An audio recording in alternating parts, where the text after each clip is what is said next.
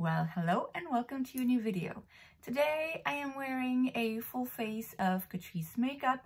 I'm gonna go through every product with you and tell you my thoughts and opinions on them. Starting with the primer, this is the One Step Skin Perfector. It's used to care for a primer. It's a soft tint and it has SPF 20. So this is basically something that you can wear on its own. I found it a little bit difficult at first to rub through the skin. I use my fingers, but I actually think this might be a hidden gem for those of you who want an all-in-one product with no coverage whatsoever, just like a skin perfector. That's what it says, and it actually, I think it might actually work as such quite well. I would be curious actually to use it once on its own and just see what it does. I mean, is it really doing something as a primer as far as I'm concerned? Like, I don't feel like it's super hydrating for the skin. I don't feel like it's something that's gonna fill in your pores or whatever. So I'm not sure I actually love it as a primer, but as an all-in-one product, this might be it. Next up is foundations. Now, you might remember, I believe it was last week, I did a video comparing two Catrice foundations, the HD Liquid Coverage and the True Skin Hydrating Foundation.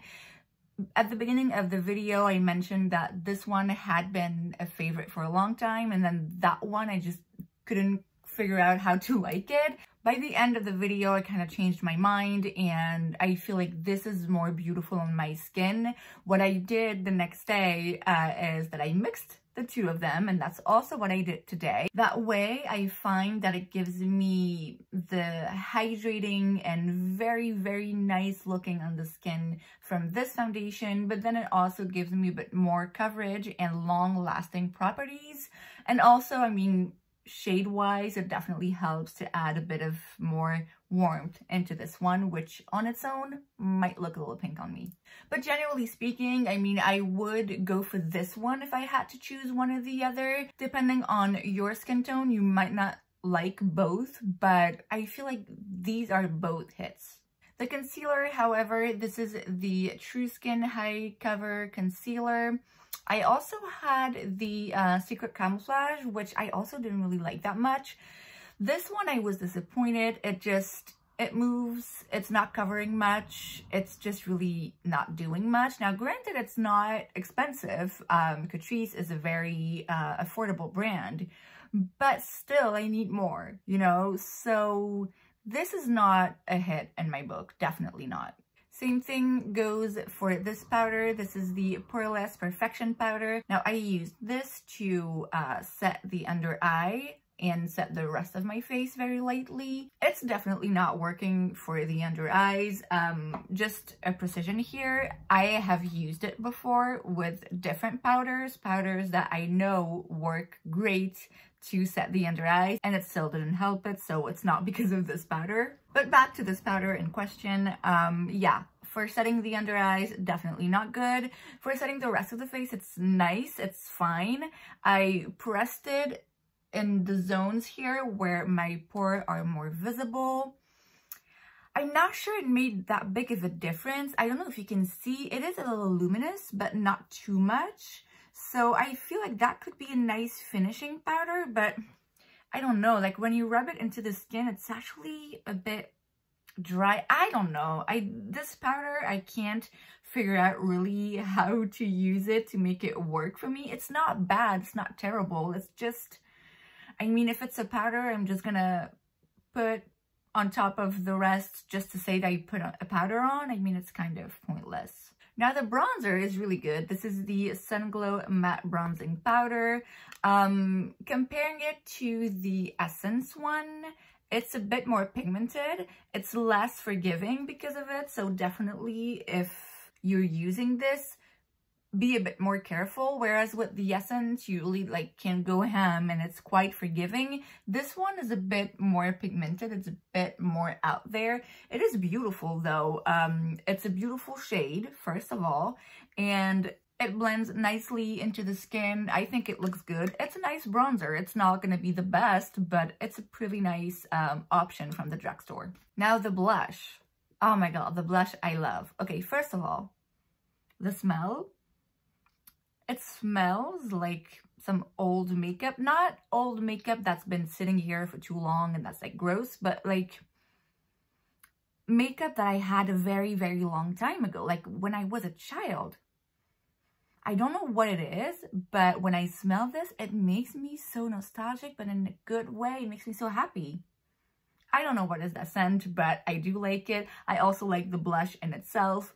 At first, when I saw this, I was like, oh, I don't really like it when you have like different colors and you all mix in together, because it's like, I don't know, I feel like I can't never really see what color I'm going to end up with. It's kind of useless in my opinion. I just don't really get the point, but whatever. But I actually really quite like it, and not just because of the smell, but it's just really, really pretty. It gives this nice like peachy curly shade, which is everything that I love in a blush. It is pigmented enough, like you can see it, and it's long lasting, but it's also not crazy pigmented. It's not something that you end up looking like a clown. It's just a really, really nice blush, honestly. So by the way, this is the blush box in the shade Dolce Vita. It says it's glowing. I don't find it to be super glowing, but it's also not a flat matte. And this is what gives it such a nice effect on the skin. Now the highlighter I got here is the More Than Glow highlighter in the shade 20 Supreme Rose Beam.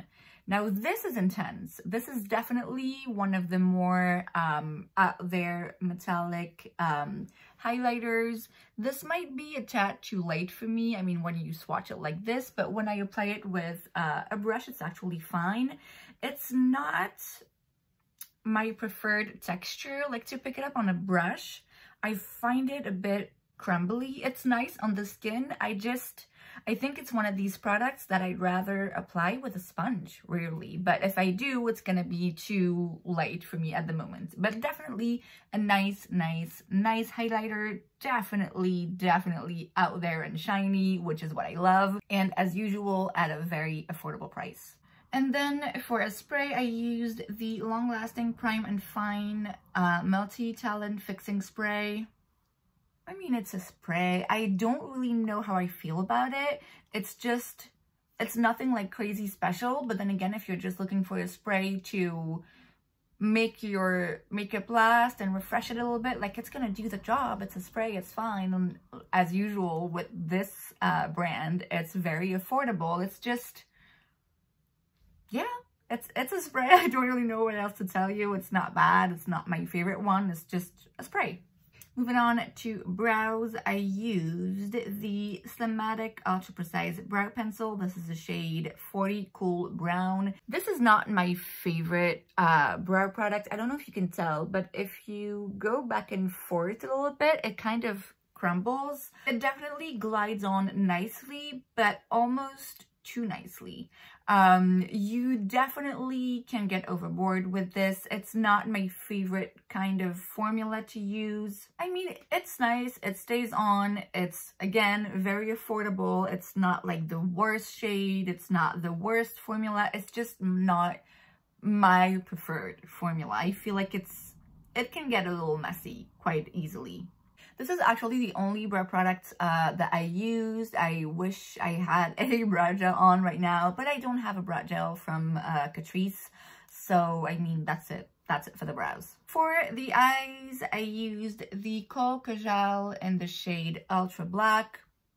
It's a Kohl liner, it's fine. It's not as black and long-lasting as my Makeup Forever, but it glides on nicely. It stays put a reasonable amount of time. I mean, it's just a nice eye pencil. Next up for liner, I used the Liquid Liner Waterproof.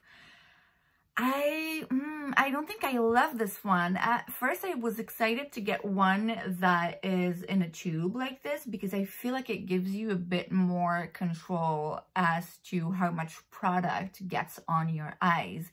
Whereas if you get a felt tip where the ink is in the liner, you know what I mean? It can get a little bit tricky because sometimes you need to shake it off to get a little bit more of the liquid, or there's just too much liquid that comes out at once, you know, what can be a bit tricky. So I thought this would be nice. It is also kind of a felt tip or like moussey applicator, which I'm not a fan of. I don't find it to be the easiest to make a liner, a wing liner with. I think I remember they had some amazing eyeliners back in the day. Like I remember Tati Westbrook talking about them. I don't think this one was it. They have a bunch of others, so I might want to check them out, but this one, not really my type. The eyeshadows. I don't have an eyeshadow palette from Catrice. I thought about it. I saw some of them and it seems like they look nice. They're not going to be the best, but they might be okay.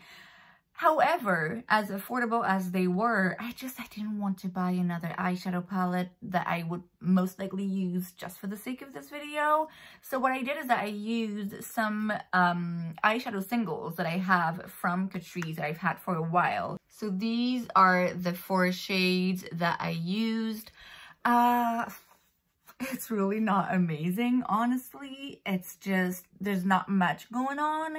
Now, if that's what you're looking for, great, but I need more. I need more out of my eyeshadows.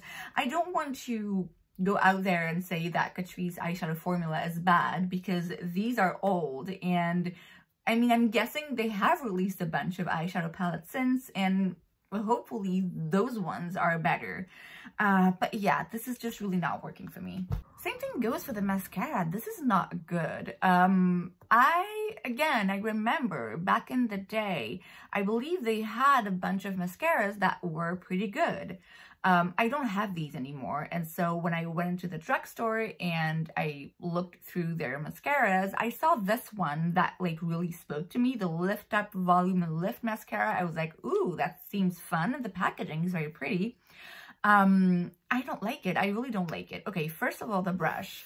It's a silicone brush, which, you know, not my favorite, but it's huge. It's really huge. And I mean, the formula, it's just, it makes my eyelashes a bit clumpy and not in a good way. It's just, I don't really like it. I don't really like the way that my lashes look. It was really a disappointment because, like I said, I remember some of their mascaras being amazing and I was like, oh, no, this is not good. And we are finishing off with the lips.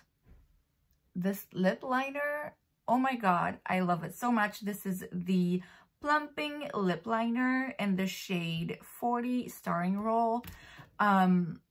Okay, Plumping Lip Liner, I was like, yeah, right, whatever. Like, what about it is going to make it plumping?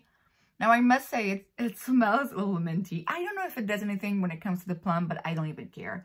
Okay, first of all, check out the color.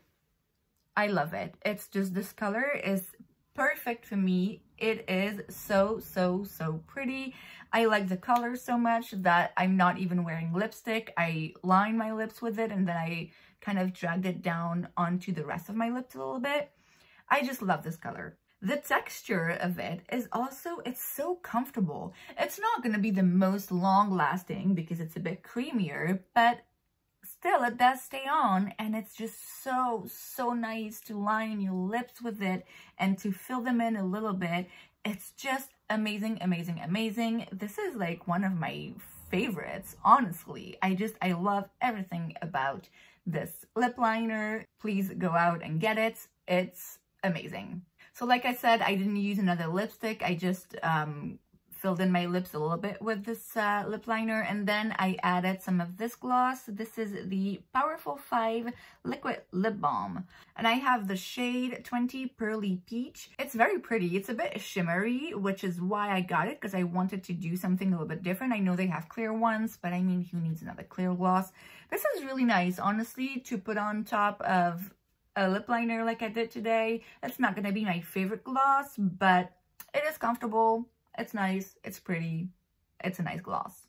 So all in all, I would say there are some definite hits, some definite misses, and also a bunch of products that are like, eh, it's okay, it's not the best, it's not the worst.